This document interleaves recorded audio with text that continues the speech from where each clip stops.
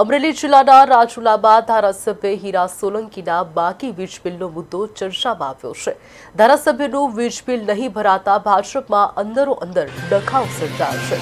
અમુક ભાજપના કાર્યકરોના વીજ કનેક્શન કાપવામાં આવતા મામલો પોલીસ મથક સુધી પહોંચ્યો હતો। ભાજપના પૂર્વ નેતા યોગેશ બારૈયાએ ધારાસભ્ય હીરા સોલંકીના બાકી વીજ બિલ મુદ્દે પીજીવીસીએલ કચેરીમાં રજૂઆત કરી હતી, જેના કારણે વિવાદ વધુ વકર્યો। સમગ્ર ઘટનાનો વિડીયો પણ સામે આવ્યો છે। સામાન્ય લોકોનું બાકી વીજ બિલ હોય તો તુરંત કનેક્શન કાપવામાં આવે છે, પરંતુ ધારાસભ્યના બાકી વીજ બિલ મુદ્દે પીજીવીસીએલ વિભાગ કાર્યવાહી કરશે કે નહીં તે અંગે સવાલ ઉઠ્યા છે।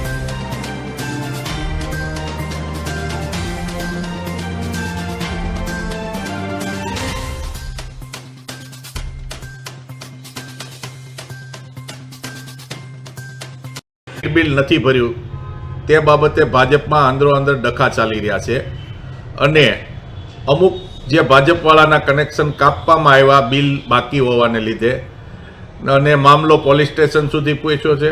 ફરજ રૂકાવટની ફરિયાદ થઈ છે અને ગનમેનની માંગ પણ કરી છે કે મને રક્ષણ આપો એવી કલેક્ટરશ્રી કે પોલીસ અધિક્ષકશ્રીમાં અરજી કરેલી છે, પરંતુ આ મામલો ભાજપ પક્ષનો છે, એનો અંગત મામલો છે। આમાં અમારે કાંઈ બોલવાનું થતું નથી, પરંતુ મારે પીજીવીસીએલ કંપનીને કહેવું છે કે તમારે જે લોકોએ લાઇટ બિલ ન ભર્યું હોય ત્યારે તમે નાના નાના ગરીબ ઝૂંપડાના અને બીપીએલ માણસોના કનેક્શન કાપવા જાઓ છો 300 રૂપિયાનું બિલ હોય ત્યારે, અને આવા મોટા માણસોના લાખોના બિલ બાકી હોય, અમુક કંપનીઓના બિલ બાકી હોય, ઉદ્યોગપતિઓના બિલ બાકી હોય, ત્યારે તમે એની સાથે વાલા દવલા નીતિ રાખો છો।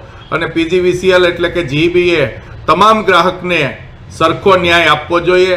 જો તમારે કનેક્શન કાપવા હોય તો તમામના કાપવા જોઈએ, અમુકના કાપો છો, અમુકના નથી કાપતા।